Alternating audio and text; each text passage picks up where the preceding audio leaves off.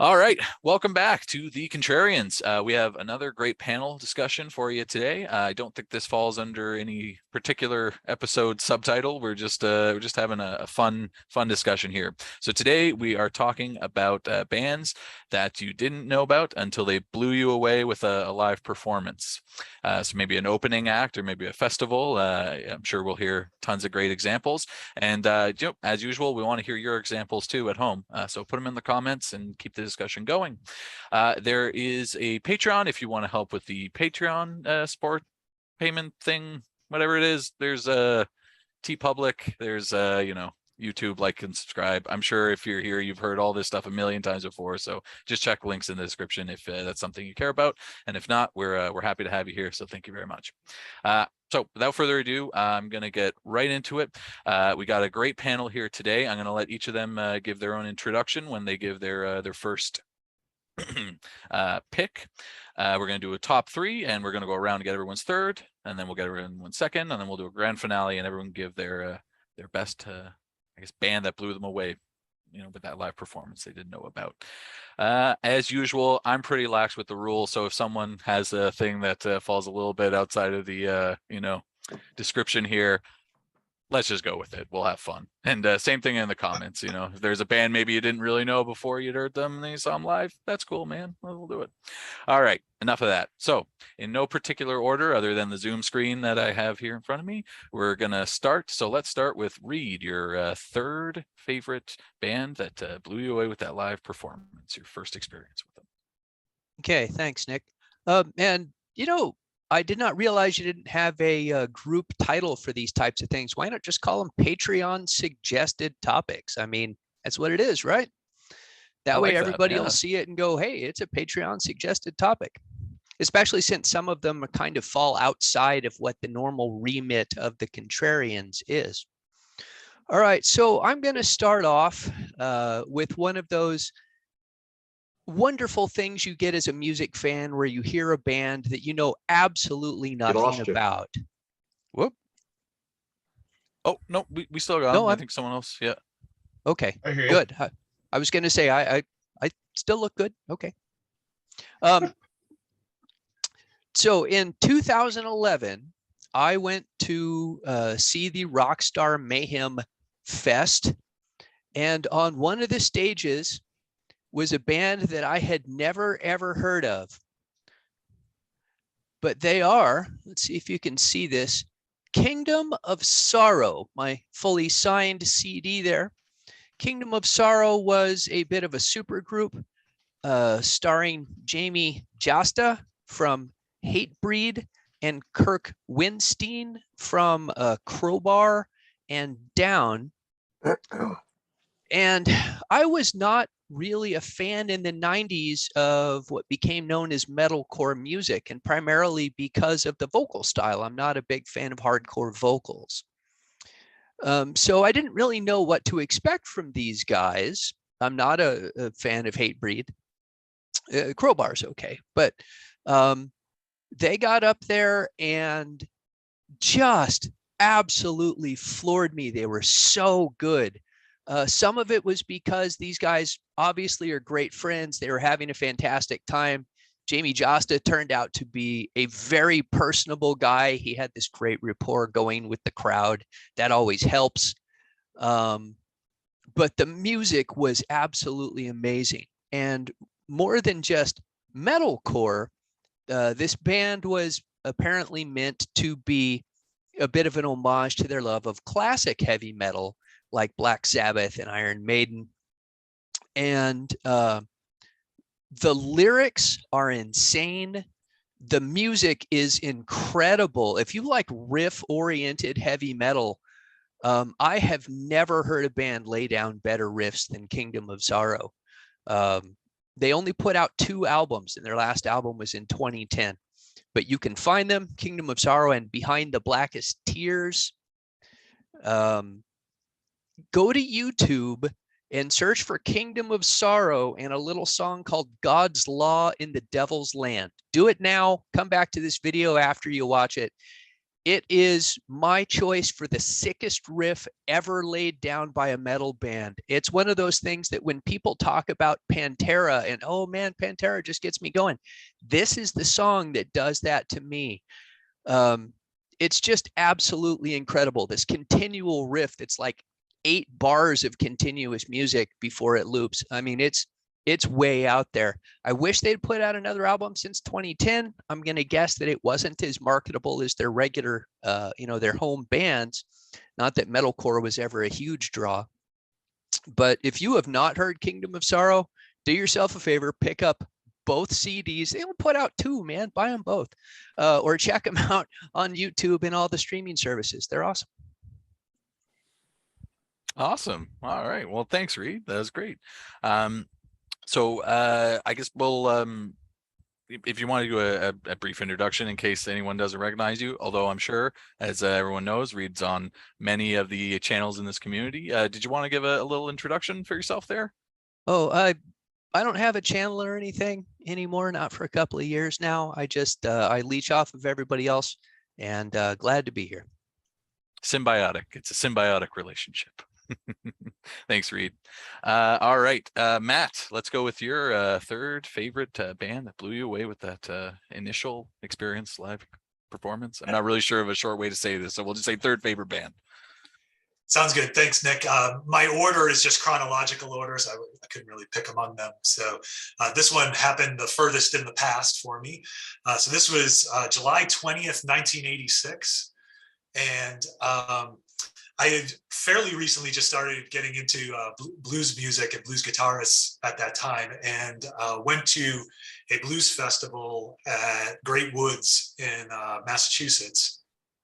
And one of the performers there completely blew me away, which was Roy Buchanan. And I hadn't listened to any of his music before that.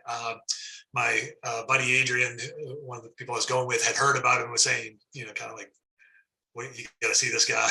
And it was just unbelievable. So it really stood out among all the other blues acts that were going on, because the guitar playing was just so fiery. The guitar tone was so unusual. It was playing a Telecaster, very bright, brittle sound, a lot of reverb, and the playing at times is bordering on almost metallic, but within a blues context. It's just a power trio format, but he came out with, started off with a short fuse instrumental, just really smoking. He played the Peter Gunn theme during it, and just doing all of the kind of techniques that he was, later I found out was so well known for. I had, was unaware of like the PBS special in the early 70s, the greatest unknown guitarist and all this. I was completely ignorant. And then he closed with Sunshine of Your Love. So he did a Cream cover at the end. And it was just really amazing. And became a fan from that point on. And I was lucky enough to see him again. Saw him right before he passed away, which was probably an even better show than this one. But it was through that one concert that I got turned on, and he blew me away. So that's my first choice. Awesome. Do you want to give a little introduction for the folks at home? Sure. So my name's Matt on the Contrarians occasionally, and kind of focus on the intersection of rock music and tabletop role-playing games, believe it or not. Nice. No, thanks, Matt. All right, John, the music nut, you are up, sir. Hey, thanks so much, everybody. I'm gonna be like Matt here. I'm gonna go chronologically too. Okay. 1997, went to the Horde tour. I believe Blues Traveler started this tour, but eventually they weren't always on it. This time around, Neil Young and Crazy Horse headlined. And my buddy and I were going to see them. We're going to go see Toad Wet Sprocket. And we are going to see the Mighty Mighty Boss Tones. And there was a 6-month period there where there was a band who had one big hit called Hell, and it was Squirrel Nut Zippers. They were on that tour as well. They were very good. We never heard this band that was playing. We had no clue who they were, but they blew us away. And they don't really sound like anybody that I could think of to this day. And that band is Soul Coughing. This album is Irresistible Bliss. This was the album they were promoting when they were doing that tour. And we had no clue who they were, but apparently a few thousand other people did. And they were fantastic live. Like I said, they don't sound like anybody else. You got a stand-up bass player, a drummer, a guy working a turntable and the sound effects, and Mike Dowdy doing this crazy beat poetry. And they were excellent live, to the point that we both went out like the next day and picked this up, and I picked up their album before that, and they put another album out in '98, and then they broke up. But Mike Dowdy's has like 18 solo albums. I also have a live recording of them that I burned off of eMusic about 15 years ago, and that was off the hook as well. But Soul Coughing, great band from the '90s, excellent. Awesome. Thanks, John. Do you want to introduce yourself to the folks at home? I'm John the Music Nut. I'm here on the Contrarians, and right now I'm on a bunch of other channels too. I don't have a channel of my own, but I love stopping in on other ones. So thanks. Oh, thanks. We love having you here. So thanks, John. Yep. All right, Brian, AKA Butch, you're up, sir. Greetings. I do not have my own page yet, but it's in the back of my mind. I'd like to do something because I am opinionated, and I will talk about music until everyone's ears around me fall off. It's just what I love. So I've loved being a part of this so far. So it's cool to be involved again and be here with you guys. I enjoy watching all of you on the station. It's, one of my go-tos. So I guess I'll kind of go chronologically. I can't say with this first one that I totally didn't hear them before, but I will say that I'd only heard one song by this band before seeing them live, and that band is, I was 14 at the time, and I think this was my third concert I was going to. I was going to see Iron Maiden on the Power Slave tour in 1985. This would have been June 1 of '85 in Allentown at the Allentown Fairgrounds. And the band they had opening for them that night was this one right here. And I have to tell you, of course I heard Balls to the Wall before, but I didn't know much by them otherwise. These were like the years when I was just finding out about all kind of bands. But this was still to this day, I think it's the single greatest opening set I've ever seen. And maybe part of that's being a 14-year-old kid, like seeing this band. I mean, I don't know if any of you guys have ever seen Accept live.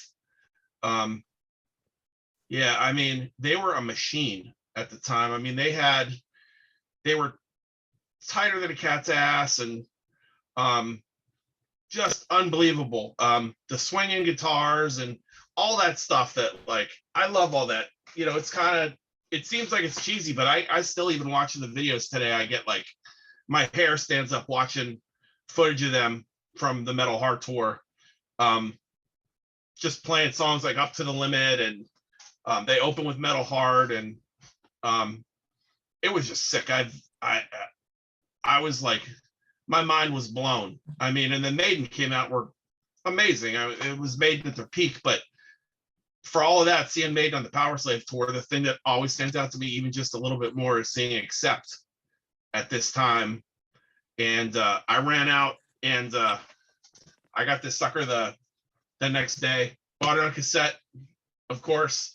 I've had it on all the formats now, and it's still one of my favorite albums. I mean, it's one of those ones that Restless and Wild is probably a better record, but this is my favorite record by them. It's a sentimental favorite. Live, Metal Heart, Midnight Mover, when they did Up to the Limit, that's one of the ones where they had the guitars that Peter Baltz and Wolf Hoffman and York Fisher were standing on the drum riser in like a V formation, and they were just swinging their guitars, and it was like, it's just so impressive to me. I don't know, it's such a simplest move, but Udo in the front and those guys in the back, like it was crazy. So yeah, that's my first one. And if anyone doesn't have this record, run out and get it, because it's killer. I know everyone likes Restless and Wild and Balls to the Wall better, but this album is the stuff. And they were killer live and still are. I mean, I know they have a different singer now. Mark Tornillo's great, I think. Not fill in, but he's, I think the band is really good now still. You watch live video with them and he sounds awesome. And they're just a killer live. I think I'm finally going to get a chance to see them again in the fall, I think, in Cleveland, and I can't wait. So that's my first one. Awesome. Thanks for being here, and thanks for doing your introduction up front. Bonus points, arbitrary bonus points. Yay! All right, we're gonna keep it rolling with Rand. So you are up, sir. Oh, okay. Thank you. This is going to be really strange because, I'm usually the prop guy. I have a prop for everything. But I'm going to talk about a band that I saw in 1980 opening up for Bruford, the band Bruford. And it was an odd concert because Alan Haldworth had already quit the band. And they had a guy named the Unknown John Clark on guitar. But we kind of knew who he was anyway, because we were listening to the record before we went. But the opening band, the very first band that played, was called Timmy. And they were so mind-blowing. I'm a progger. And they came out sounding like Styx, Emerson, Lake and Palmer, and Beethoven with two keyboard players. Mind-blowing music, so complex, so crazy. And the weirdest thing about it is you can't find anything about them online. They have no albums. They didn't do any tours after that, apparently. Just going on Google, just putting in the name Timmy and all the different streaming services, you get nothing. Can't find out anything about this band. And it was July 1980 in Palo Alto, California. And I was just so impressed. And if anybody out there that watches this video knows anything about Timmy, Timmy, please contact me. I have my own channel, Rand Anthony Kelly on YouTube, and you can just leave a comment on I put a lot of my own music on there, and I do my own One Rand Band thing. And I just want to know more about Timmy, because I have only my memory to go by. And it's already been 42 years. But I was so impressed. Awesome. Well, thanks, Rand. And I think that's kind of maybe a fun challenge for the community. Let's see if we can help Rand. Let's track down all the information. Find Timmy. Find Timmy. We'll make a little poster. Like, where's Waldo, but where's Timmy? Yeah. He's Lassie. Timmy. Right. He's well. Get Lassie to find Timmy. I love it. Oh, all right. Well, thanks, Rand. You're welcome. Great as always.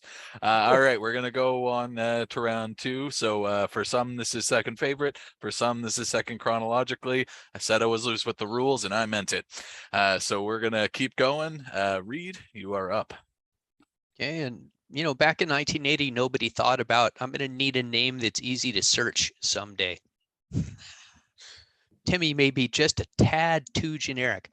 All right, so I talk about this other artist a lot, but there's a reason I talk about him a lot, and it's exactly why he's such good fodder for this show. You probably won't be able to see his name on this CD, but that's Reeves Gabriel's, my signed copy of Rockonica, one of his solo albums. Reeves, of course, currently plays for The Cure. He was David Bowie's sideman throughout the 90s. And I've had the pleasure of seeing him live as a solo act several times because he has an agreement with Reverend Guitars. They do signature instruments of his. And Reverend has a booth at the Dallas Guitar Show every year, which is an amazing trade show in North Texas. And they get these world-class musicians in. And I don't think that Reeves is the type of person that 99% of humanity has any idea who he is, right? So there's David Bowie's ex-guitarist standing at the Reverend Guitars booth. And now I knew that he was going to be there, which is why I had this album available to be signed. But he's just standing there, right? No one's going up. He just looks like he's a guy that works at Reverend Guitars. So I go up and start chatting with him, and he's super happy to have somebody recognize him.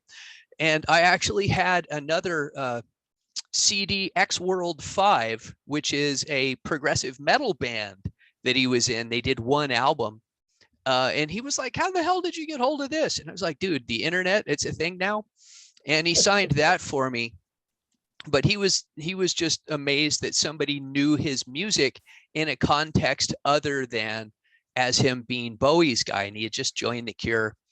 And all of that was fine. But then he went and played a set. And one thing I love about the Dallas Guitar Show, you get to be like feet away from these people while they're performing. And there were like 10 people in there watching Reeves play. And he's just up on stage killing it. And he's a jaw-dropping guitarist. And he uses a Chaos Pad, which is a DJ instrument. Matt Bellamy from Muse is famous for installing a Chaos Pad in his guitars. So it's got a little touch pad on it that's an XY control. And you make all sorts of weird noises with it and stuff. So he would do all these weird noises. And he sang, which I didn't know he sang. He has an okay voice. But he is just a phenomenal musician. He has, and if you want to hear him at his best, he has a live album, Reeves Gabriel's and His Imaginary Friends Live, recorded in Nashville. You can get it on Bandcamp and a lot of other places. And it's absolutely astounding. But his performance was so good that like right up until then, I knew who he was, but I wasn't a huge fan. And I listened to Bowie, but I listened entirely to Bowie from the 70s, the Big Mick Ronson guy. And watching him, I was like, I'm going to go out and get all of Bowie's 90s output just right there. And then we got talking, they did the soundtrack for this video game called Omicron, the Nomad Soul. A bunch of songs from it were redone and put on the Hours album. Yeah, I said, he's an amazing player. He's a wild character. He's very net savvy. He's all over the internet. He does Instagram and things all the time. And if you like badass guitar playing, do yourself a favor and check him out. And he plays with The Cure now. You can see him in concert with The Cure. They've never put out an album that he's played on, although he recently did an interview where he talked about a new Cure album that he'd played on. So maybe they're coming out with one. But yeah, Reeves Gabriel's, again, if you like outside guitar playing, he's not your standard, like, campfire chord guy, but that's why I love him. I saw him in Tin Machine on Saturday Night Live. He blew my mind. Guy was so great. That's how I found him too. Yeah, he's awesome. Tin Machine. A unique style, absolutely unique. Excuse me. I saw him in Modern Farmer. Never heard of it. Band he had in Boston. Nice. Oh, Boston. Yeah, he's from Boston, I think, right? Or Long Island. He may have gone this. I don't know that he's originally from there. I think he might be from New York originally, but he was a Boston sort of musician. I think maybe he went there for school or something. Yeah, he did go to Berkeley. All right. Awesome. Roommates with John Petrucci for a while, I think. Oh, really? That's pretty cool. Oh, Nice. wow. Wow. Awesome. We got a fun fact as well. That's great. Thanks, Reed. Talent. Yeah. All right, Matt. Your second chronological listing. You're up. Yeah, so my next two have actually been name dropped already. They weren't choices, but they came up in the discussions of other ones, so that was pretty weird. So my next one, this was September 24th, 1990. Went and looked up the dates for all these where I could. And went to see, it was a co-headlining, I think. It was Suicidal Tendencies and Exodus were playing the Channel in Boston. And I was really into Suicidal Tendencies at the time. So that was who I was really excited to go see. And the opening band for the show was Pantera. Reed, you had mentioned them and making a comparison earlier. Cowboys from Hell had just come out, but I didn't know anything about them. They came on first. It was a pretty intense crowd, more for Suicidal than for Exodus. A really large pit, and so kind of a challenge. You think a challenging crowd for an opening band, but not a challenge at all. They were really mind blowing, and it was Diamond Daryl at the time, and Vinnie Paul, of course, were great. But what impressed me the most was Phil Anselmo. Just the vocals were so intense, sounded so good. Like it was such a unique sound, and I'd never heard someone's voice like that live. Later, getting the record, it sounded just like the record, but I didn't know what they sounded like really going into it. And just the intensity. I mean, they were just so serious to win that crowd over, and completely did. They got a great response. Overall, it was a really good show. Suicidal was great. I don't remember Exodus, but 2 of the 3 bands were pretty mind-blowing. And Pantera completely held their own with the Suicidal band, both the band and the crowd. So that's my second choice.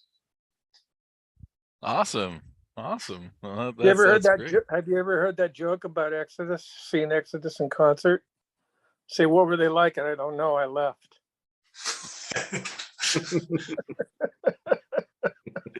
Do you like Exodus? Let us know in the comments. I walked out. There's They an were irony fun. there. Just not remember. I remember they did do Toxic Waltz. That's the only thing I remember. They did play that. Irony made. All right. Well, thanks, Matt. That was great. And yeah, if there's any Exodus fans in there, let yourself be known. I just made that up. I just made that up on the spot. Oh, there you go. There you go. All right, we're gonna go over to John, the Music Nut, next. You're up, sir. I'm going to see Exodus next month. Cool. They're playing with Testament and Death Angel. Oh, that's a good deal. Yeah, and I've seen Exodus live. They're very good live. I've never seen the other 2 bands, so I mean, the Testament's come around many times. And speaking of metal, Butch, Metal Heart was my gateway to accept too. I love that band. Nice. And I'm going to see him in October at Penn's Peak in Jim Thorpe. Sweet. Yeah. I may actually road trip out that way. I have a friend that lives that side of the state. And that's where I may go to see them if I don't go see them in Ohio. Sweet. Have you ever seen a show there? No, not yet. It's a great venue. The sound in there is excellent, and it's just top-notch venue all Nice. all the way around. Great venue. And then my next artist I discovered at Penn's Peak. I just went to the show on a whim. I was just figured I'd just go to see this artist, and the other artist was a double bill. And Dana Fuchs was the opener. She is the soul R&B blues gospel singer, and she's got some very good albums out, and she was really good. And the headliner was this excellent guitar player, singer from Serbia. Now she lives in Nashville, and her name is Anna Popovic. And she has a ton of albums out. This was the album she was promoting to the point. This is Unconditional. And I loved her show so much. I go to see her at least once a year when I can. But she is excellent blues guitar player, very good songwriter and singer. And she's gotten better over the years, but she's blues, but not so traditional blues, like around sort of 2000s, or a little more traditional blues. And now she's part blues, part rock, just a bit of pop in her sound now too. But I mean, she just brings it live. I mean, now she's got a horn section when she goes out and plays. So she's outstanding performer. I mean, I go to see her every year. She plays Penn's Peak. Well, she doesn't play Penn's Peak every year anymore, but she'll usually play the Mock Chunk Opera House, which is right down the road. I saw her in 2013, the first time. The second time I saw her was the next year. She was on the Experience Hendrix tour. I saw her on that in Reno, Nevada. Yeah, I mean, and I mean, she more than held her own. I mean, you had Kenny Wayne Shepherd there. You had Satriani. Satriani didn't make the show that I was at, but Buddy Guy was there. Dweezil Zappa. I mean, a whole bunch of great. Did Billy Cox on bass? I'm sorry. Doug Pinnick from King's X was the bass player. Oh no, he wasn't on the not the show. I know that they mixed some of the they changed things around, musicians up, but she kicked ass that night, and she's always great live. She's a wonderful band. And she's my number 2 choice, Anna Popovic. She's really good. We just lucked out. We just happened to be there in Reno, and we got free tickets. We were there at the hotel and just went. It was great. Oh yeah.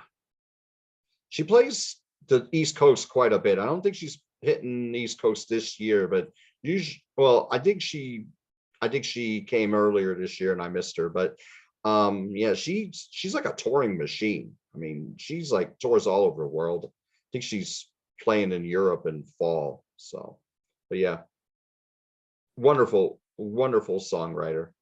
Puts out an outstanding show. Awesome. Thanks, John. Rand, just curious, when you saw her live, was that your first time hearing about her as well? Yeah, I didn't even know who she was. She just came out and started doing Hendrix stuff. Awesome. Well, nice. We have a little coincidence-filled it really was, today. yeah. That's great. As soon as he mentioned her, I go, didn't we see her at Experience Hendrix? Yeah. And then when he said it, I had to comment. Awesome. Well, we're here for a discussion, right? That's great. Thanks so much, Sean. All right, Brian, you're up next with your number 2. All righty. Get my prop.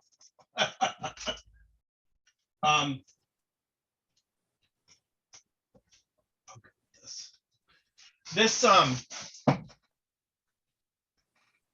next one is the reason that I've always told my kids, don't count out a band until you've seen them live necessarily, or don't count them out all the way. This was a band that again, I only heard like one track from them, but I just didn't care for it. But all of my buddies that I did in high school is go to concerts and go to them all. So I got drug along to the Airport Music Hall in Allentown to see these guys. And to this day, I think they're probably still the best live party club band I've seen. I don't know if they translate as well to the big stage as they do in a club, but they're a killer hard rock band, and I'm talking about Kix. Love I saw these guys. It was about November of '87. So they were between this record. Blow My Fuse had not come out yet. They hadn't, when that record came out, things changed for them a little bit. At this point, they were still, fairly unknown. And it just, it was just the energy that Steve Whiteman has as a frontman,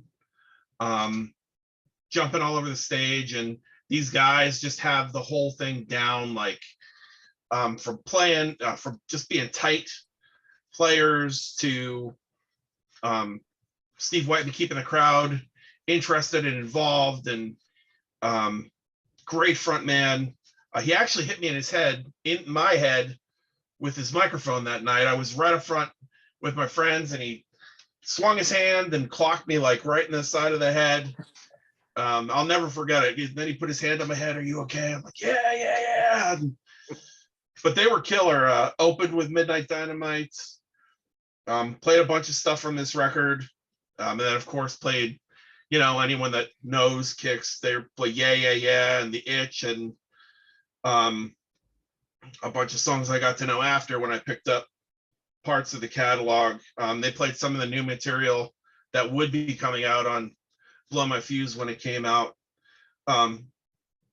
Just a killer live rock and roll band. I mean, I don't know. It just didn't get much better in terms of, like I said, it's just another one of those shows that, it's so many years ago and I've seen so many shows, and it's probably still in my top 15 to 20 shows I've ever seen, if not higher. It was tremendous. I've seen them since. They come into Pennsylvania all the time. Every year they're here around Christmas time. I've been a fan ever since seeing them live. But if I hadn't gone to see them, I don't know how it would have ended up. So totally blew me away. So that's my second one. Kicks. Awesome. Great selection. Thanks, Brian. And They're we're playing gonna Penn's Peak in 2 weeks. Oh, really? Yeah, they play there almost every year. Still great. Nice. They're still great. The last time I saw them was about 4 years ago, and they were killer. Mm-hmm. Yeah, they haven't lost anything.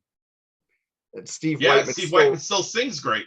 He still sings great, and he's still so thin, and he's like 66 years old, and he runs around like a 25-year-old. It's crazy. I had a band. We opened up for them one time. Nice. Close to here, and I remember asking him about how he keeps his voice in shape, and he's like, I don't do anything. He's like, some nights I'm good, some nights I suck. He's like, most nights I'm pretty good. It was like one of those, like, if you got it, you got it. If you don't, you don't. Yep. Kind of guys. Super cool dudes. Oh, nice. It's awesome. Awesome. Great story to cap off as well. Thanks, Brian. Rand, Thanks. you're up. I always wondered if General Mills tried to sue those guys for that name.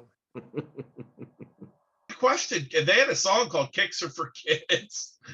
Yep. So they must have been, they were so under the radar at the time that it seems like they got away with it. So Yeah, I think they were on MTV for a couple of weeks. yeah, when that Blow My Fuse album came out, they got real big for a while, and then kind of faded when hard rock kind of just faded away in the early 90s there. Okay, well, it's my turn, right?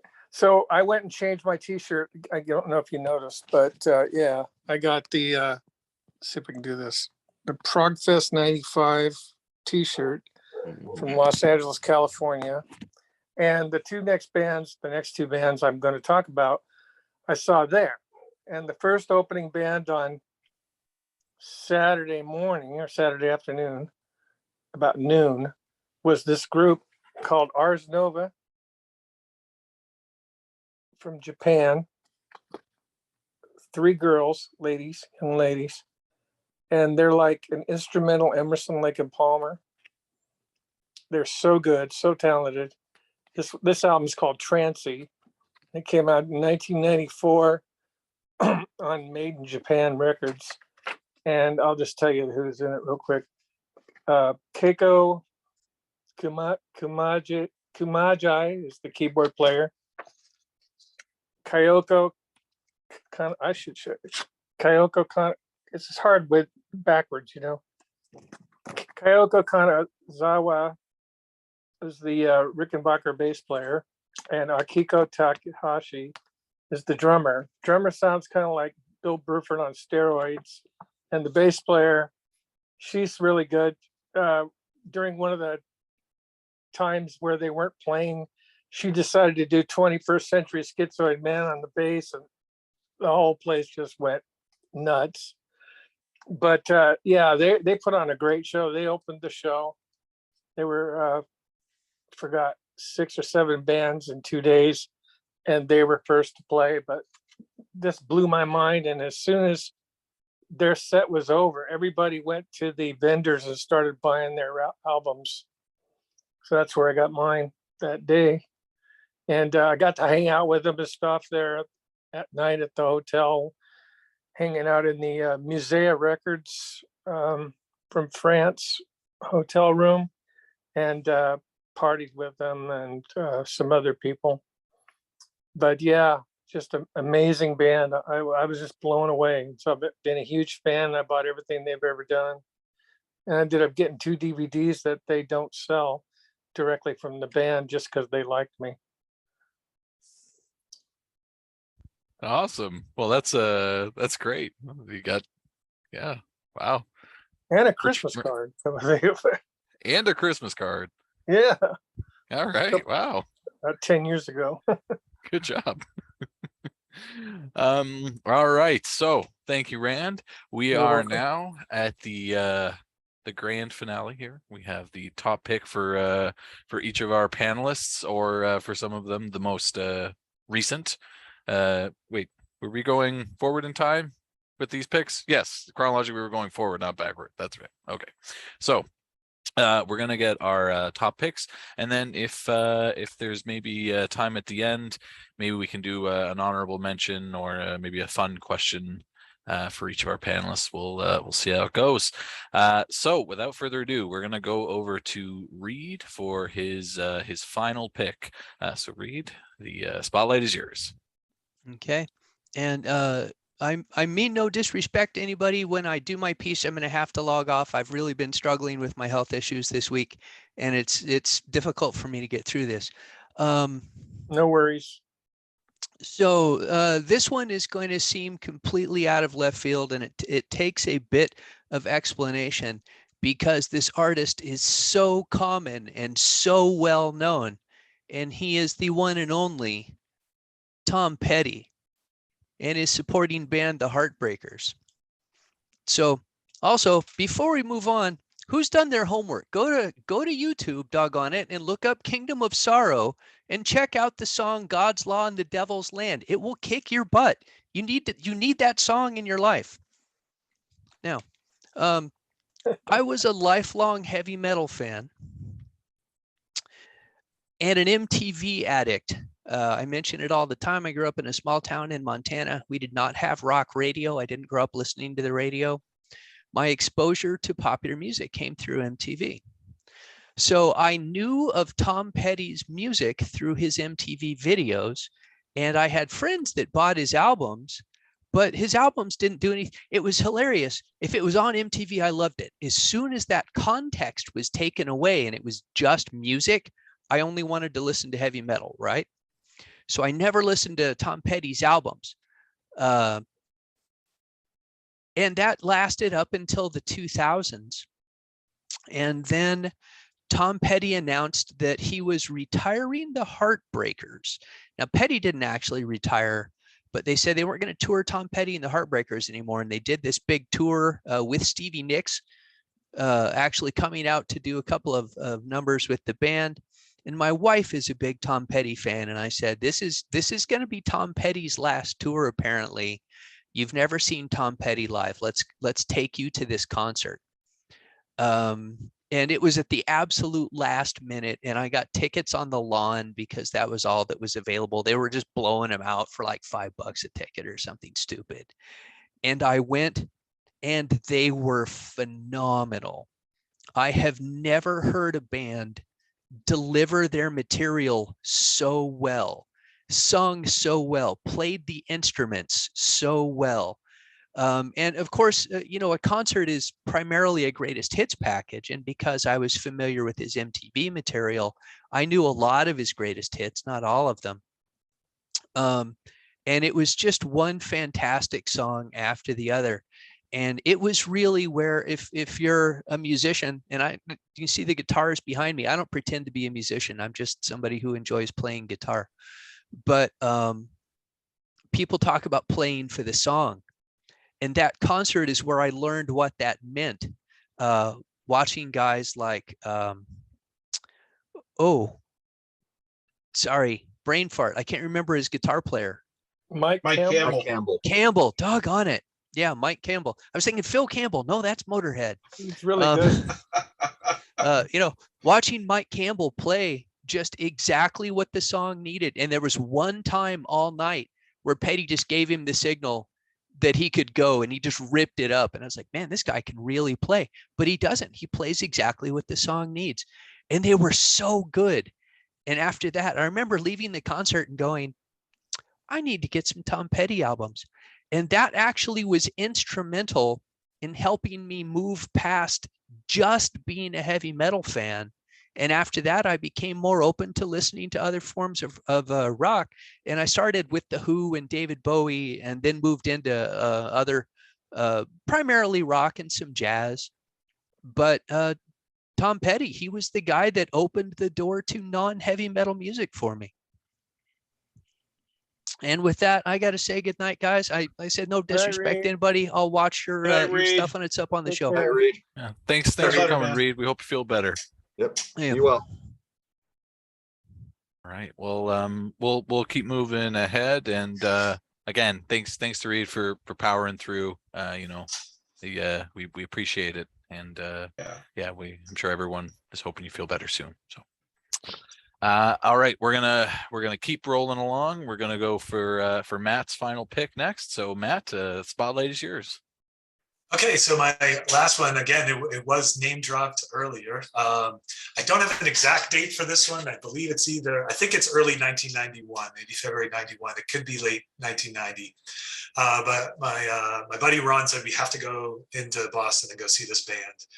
And it was at the Paradise Club, and it was the Mighty Mighty Boss Tones, John, who you mentioned earlier. All right. And you know, at this point, they were not a national band; they were a local band at that point, and we're just starting to really make some noise and other disturbances in Boston. And this show, I'd never seen anything like it. So I mean, they're a pretty unique band in sort of the way they combined ska and you know, really hard rock, kind of punkish metal.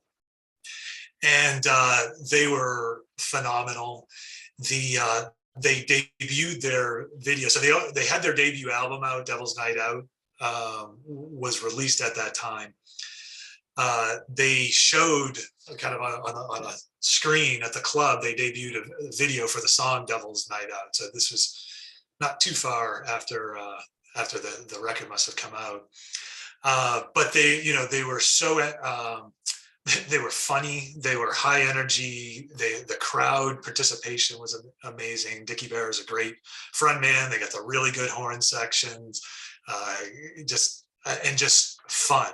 And so it was such just a really enjoyable experience. You know, got to see them then lots and lots of times after that, before they then did kind of break big. And it was one of those few times where you got to kind of be on for the full ride for a band. For me, I didn't really get to do that often, where you really got to see them kind of start small and then have their moments. So it was a really great experience, and really thankful that Ron dragged me to that show, so I got to see him live, and created a fan for me.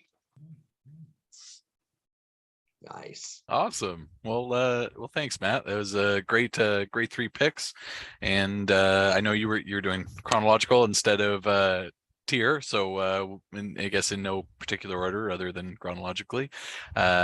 We appreciate you coming out. That's great. We're gonna go over to John for his final pick next. All right. So my number one is a band I've talked about before on Grant's Rock Warehouse, and Rand, I know you're on the Obscure Albums series, so I'm gonna Love that show. Yeah, me as well. And I'm gonna talk about this band that I loved it. I went to see on a whim at the Mock Junk Opera House in 2014, and they don't play in the States much. And they also have a sound that's pretty unique. Some people have they've compared them to Nick Cave and the Bad Seeds, but the later material, not the 80s material. But to me, they're like a wonderful musical melting pot, wonderful songwriter. Sometimes they'll have 7 band members. Sometimes they'll have a bunch of background singers as well. I saw them there. It was a quartet that night. There were only 4 of them that were able to make the gig, but they were wonderful. And the name of the band is Spottiswoode and His Enemies. And Jonathan Spottiswoode is their main songwriter, and he's from England, but the rest of the guys are from the New York area. And I'll tell you what, they blew me away. There were 40 people there. Where our mouths like that. They were amazing. I've seen well over 100 shows at that venue, and that's the best show I ever saw there. So, and like a whole bunch of us are just going and they're just buying all their CDs. They were magnificent. Like I said, a musical melting pot. They are jazz meets rock meets pop meets whimsical meets folk. They could be very dramatic, like Pink Floyd. Wonderful band. I just talk about them all the time, and I just like the other bands that I talked about. I went and I have a bunch of their albums now, and I don't have them all yet, but I will. And I wish they played the States more, but they concentrate more on the UK. But wonderful band. I cannot say enough good things about Spottiswoode and His Enemies. And this album's called English Dream. This was the album that they were promoting at that point. This is a wonderful album, but this band is just wonderful. I highly recommend them to anyone. Awesome. Well, thanks, John. Great to have you on for this episode, as always, and great picks. Appreciate having you here. All right, Brian, your final pick. The time is now, and the spotlight is yours. This is the most recent one on my list, but it's also probably the most surprised I've been by an opening band, or I don't know if they were actually the opener that night, but actually, before I even say that, I want to say I'm still, like Reed was talking about Tom Petty, I'm still kicking myself in the ass for not going to see Tom Petty the last time he was in Pittsburgh, because he passed not too long after that show, like within a year, I think, and within a year or two, and I never got a chance to see him. So anyway, regrets. But so being in a band in the Pittsburgh area, I obviously know a bunch of musicians around here, and I'm friendly with, there's another metal band in the area called Icarus Witch, and I know their bass player, Jason Myers, for years now, going back to when I was in a band called Penance, and I did an interview with him, and he put this band together, Chris Witch, and really good bands. And I ran into him at a record show. This is around 2007, I believe. But he said they're bringing this band in from Sweden, and gave me a flyer for the show. And the band had one of the most unusual names I ever heard. And I'm like, I can't imagine what this band even sounds like. And the band's called Black Bonzo. Now these guys are, I don't even know how to describe them entirely, but this is like what happens when you get a bunch of dudes together that listen to Uriah Heep, Old Genesis, Yes, Gentle Giant, bands like that. It's a little bit heavier than Gentle Giant and Yes, but it's all at Genesis. It's like a hard rock version of that. Live, the overall impression I got a lot of that night was Uriah Heep. I mean, they had the way they had the boards clonking, and there's some Jethro Tull in here, but these guys are like, I go in there, I just figured I'm just going to support a friend. He's bringing this band in. I don't want him to, we don't want these guys to lose their shirt. I'll go check it out. And I was like,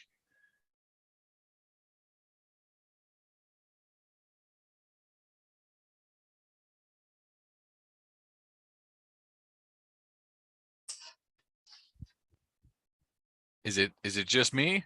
Or I think did we he's saying lose- that he was stunned. Yeah, that's He what was I thought. absolutely frozen. He was stunned. Like an ice cube. Uh-oh. Well, we'll Did we lose him completely? he's still in the meeting, so we'll give it a couple more seconds. Brian, if you can hear us, you've frozen on our end. I'll try sending him a chat message. Pete Pardo from Sea of Tranquility recommended Black Bonzo during the B section of their prog in the prog seat last week, and I downloaded it and I haven't had a chance to listen to it, but yeah, it's supposed to be pretty good. Oh, awesome. Oh, and looks we got you back, Brian. Sorry, I don't know. I must anger the gods somehow. I don't know, but yeah, I mean, yeah, Sea of Tranquility was just talking about these dudes, and I love these guys. Like seeing them live, like again, that name is so. At the time, I thought that name is really dumb. I can't imagine I'm gonna like any band that has a weird name like that, and they were so good. It was, and I was sad they only did one more record after this one.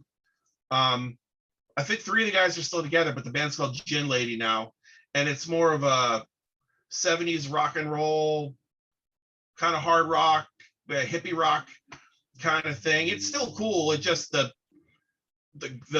progressive. Yeah, no more prog. Like, huh? yeah, no more of that really is. No more of that is in existence with them, but great bands. Brian, you and- know what I was thinking about that name? When the first time I looked at it, I saw Bozo instead of Bonzo. It was in my brain as Bozo. And I think that I might be why people don't gravitate towards it too fast, because they think it's Black Bozo instead of Black Bonzo. Yeah, it's just such a. I mean, it's such a weird thing. I guess that if nothing else, it was original. I mean, no one else is going to name their band that. But like I said, with a name like that, I didn't even know what to expect. I thought they're not going to be a metal band, but and they weren't, but they're heavy. They were still heavy, and the guitar player was. I mean, and I'm a big fan of bands like Angel, and I like Styx, and I like bands that really like Rainbow, where the guitars and the keyboards, Uriah Heep, where the keys come in and they're kind of like a lead instrument too. Yeah. And these guys were just killer. The vocal harmonies, killer. I was just like, I couldn't even believe it, like how good it was. It was still to this day. You know, I like all 3 of their albums equally. They're all worth checking out. I think it's Lady of the Valley, Sound of the Apocalypse, and something like the Guillotine. Guillotine Drama is the 3rd one. But be- you know, Should be the Guillotine Drops, Brian.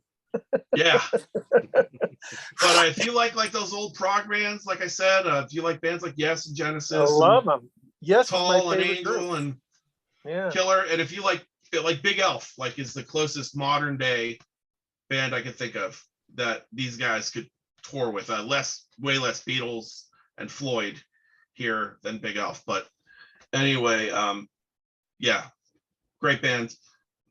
Definitely the most surprised I've ever been by a band that I've seen. So that's my number 1. Cool. Nice. I downloaded Awesome. it. I haven't had a chance to listen to it, but I downloaded it from watching Sea of Tranquility. Yeah, let me know what you think of it when you get a chance to listen to it, Rand. I'd be interested to hear Sure. your opinion. Well, yeah, and you can check out my YouTube if you want to see what I do. Rand Anthony Kelly on YouTube. I got one. I do the One Rand Band with a bunch of synthesizers and just play guitar to it. Oh, cool. I go crazy. I'll definitely have to check that out. It's Yeah. like Tangerine Dream kind of stuff. Oh, cool. That's super cool. Yeah. Well, thanks, Brian. It's great 3 picks. And Rand, actually, you're up next. So thanks again, Yes, Brian. sir. That was awesome. And Rand, your final pick. Well, it's funny. He mentioned Big Elf, and I saw them on a VHS tape I bought in 1998 or something from Progfest '97, and they were one of the acts, and I was really impressed with Big Elf. So, continuing on with Progfest theme, on Sunday in 1995 in November, the opening band was this band. Yep. Spock's Beard, The Light. And they just absolutely blew my mind. I became a huge fan. I bought everything they've ever done, and they're still going to this day. The latest album is called Noise Floor. And The Light was a great beginning. I mean, it's like if you liked Yes, Genesis, Kansas, Pink Floyd, Styx, Emerson, Lake and Palmer, you got it all on this first song called The Light. They just do it. They do it all. So it's an amazing band. And now Neil Morris, their lead singer back then, has left the band around 20 years now. And his solo music is just absolutely incredible. But yeah, I became a big fan of Spock's Beard. And they got their name from a Star Trek episode called Mirror, Mirror, where Spock grew a beard in the evil Spock. So funny. But yeah, I love them. And they're out of Los Angeles. Nice. Awesome. Put on a great show. Really, I mean, we were just kind of like our jaws dropped, during their set. Just incredible stuff. Awesome. Well, thanks, Rand. That was great, Welcome. as always. And then just in general, thanks to all of you at home for watching. We'll do the spiel stuff real quick. If you like what the conversation, like, share, subscribe, join in the comments, all that good stuff. Links in the description for the other stuff. We're a bit past our time, but just for fun, I just had a question in general that I wanted to pose to the panel. So, as music becomes more and more prevalent online, and it becomes easier and easier to discover bands without ever having to go see them, do you guys think that this is sort of something that's going to become less common, or maybe even die out? Do you think it's even going to be possible in the future to discover a band live for the first time without self-restraint, without saying, I'm not gonna look at the million different places I could see this band? Just sort of curious if anyone has any thoughts on that. And we don't have to do that. We can just jump in with your thoughts. Anyone, everyone. It's definitely a restraint. Thanks, Brian. Yeah, the key word there is restraint. I mean, there were other bands I considered doing for this show, but these were 3 bands that I never heard them, and I just said, I'm going to go check them out for myself. But there were other bands I just had to go on YouTube and see if I'd like them before I would check them out. So yeah, it's just too easy. It's very easy to check out a band, but at the same time, I think it's good because you check them out, and yeah, I'll go see them live. I know if I really like them, I'll go buy the CD at the show, or I'll buy the CD online or from my local record store. So yeah, it's not like when we were younger and we would hear that music the first time, when we would buy the cassette or buy the vinyl, and later buy the CD. The days of innocence, I mean, they're pretty much gone. But at the same time, it is a good thing that you can get it so easily. I mean, it hurts them. It hurts them in their sales, but more people are going to see live music than ever, and that's the thing. Like the industry has been changed upside down. Used to money used to be in the albums, and now the money's in the Torah. Right. All right, Brian, did you have another point too? Well, I mean, I think the interesting thing about the industry is, I mean, if you look at in the 80s, I'll just use that as an example because that's when I was first growing up and getting into music. You get a band like Triumph. Now, Triumph was never selling millions of records. Allied Forces might have been their biggest one. It went platinum. Everything else was gold, and they were playing 20,000 seat arenas with gold records. And the weird thing is, nowadays, if you have a gold record, you're lucky if you can play like a 3,000 seat play. It's a weird kind of like turned on its head kind of thing. And at the same time, I don't know that record sales don't matter as much when it comes to, now bands are making records just so they could tour, whereas before they toured to promote the record. But in terms of what John was saying, I think as long as there are bands touring that are headlining, there's always going to be opening bands. And I think, my kid, my eldest daughter, Margaret, loves music, and she's still finding bands all the time by going to see, if she goes to see like Julian Baker, she probably never heard of the opening act, and they still blind, go out to just house shows and things like that around Pittsburgh. And so she's always finding out about bands. And I think as you get older, I think we all get a little bit more selective about what we can afford and what we have time for.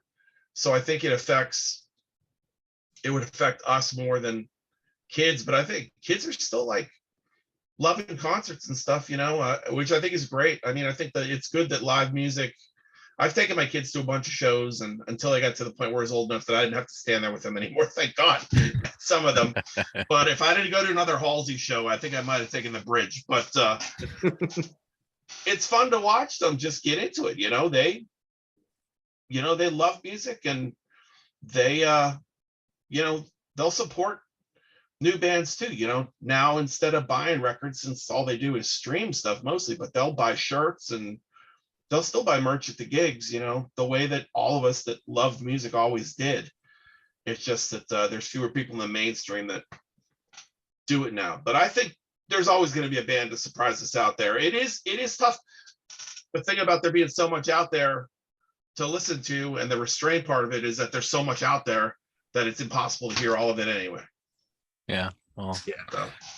Good points. Matt, do you Sorry, want to I add to that? monologued a bit much. No, that's why we're here. That's great. Yeah, I think that, Brian, what you're touching on at the end, right? So with so much available to get online, I do think the mechanics of discovery have changed. So people are not discovering bands as much through live performances. The business has changed, and there's so many choices that I think the curation is really important. So shows like Sea of Tranquility and Contrarians, and any other sort of trusted sources, including just friends who know your taste, can make a recommendation. You need something to cut through all the noise and to be able to discover something that does deliver the surprise. I don't think it's going to happen as often in a live venue, but hearing a band you didn't know through a trusted recommendation is the way that I think is kind of the most common thing, at least for me, for discovering new music. Yeah, it's been a big one for me as well. These kind of shows, Contrarians, Sea of Tranquility. My buddy has one called Larry the Alchemist. So, people that I trust, like I watch people, and certain people whose opinions you gravitate towards. And so, like you said, you find those figures that, they have the similar taste to you, and they haven't, they have a good track record for not steering you wrong. So. Yeah. Well, great points all around. Rand, did you want to have the final word on this? Yeah, I got a couple of comments. I'm 70 years old in September, and I'm old enough to remember the listening booths at Tower Records and places like that when I was a young kid. So I think today YouTube has become the listening booth. And it also depends on where you live. Like, I'm very lucky. I live in Redding, California, right off of Interstate 5. So we get a lot of bands coming through. I've seen the Zombies. I've seen Ian Anderson's Jethro Tull kind of band. I've seen, in the last 2 months, I've seen Extreme, Cheap Trick, and Primus. So yeah, I go when I can. But when a band like Yes tours, then I'll drive to San Francisco, and it'll be a 600-mile round trip or whatever. I'll go to LA if they don't come to the Bay Area. Yes is my favorite band, and I will do everything I can to go see them as long as they're touring, and buy everything they do and I bought the box set, spent $100 on it from Laser's Edge, Ken Golden. And so, you know, I feel like I support my bands. I also pay subscription services to Amazon, Tidal, and Apple iTunes, and it costs me about $400 a year. So I get all my music. It's not free, but you know, it's cheaper than buying the CDs, that's for sure. But there's so much of it, I just can't afford to keep buying CDs like that. You know, and the economy right now is ridiculous, and I'm retired. I live on a fixed income, so I have to, you know, choose my battles, or however you look at it. But yeah, I mean, I think there's some people that probably don't support music or the musicians, but I do, and I know a lot of people with integrity that do also, and they're mostly members of Sea of Tranquility. He's got 76,000 subscribers. So, you know, I think we help the bands, you know, where we can. I agree with everybody here. Awesome. Well, all right. So there we have it. Bit of a bonus discussion at the end, just because I was a little curious to hear what people thought, and you know, a lot of cool stories here, some anecdotes, some fun coincidences too. So that's great. There's some cohesion on this panel. So I want to thank all of our panelists for being here again. Thanks again to Reed, who had to leave. We hope you feel better. And yeah, thanks to all of you at home for watching. Is the whole like, subscribe, comment stuff, but really most important one here is if you want to join the discussion, please put in the comments. There's always a second discussion after the first panel, which is in the comments, and it's always a lot of fun for everyone. So thanks again to everyone. Everyone have a great night, and keep going out there supporting bands, and maybe you'll discover a band that'll blow you away with their live performance. So thanks again, everyone. Have a great night. Weekend, everybody. Thanks, guys. Bye. Enjoy spending time with y'all. Yeah, Thanks, thank guys. you. As well.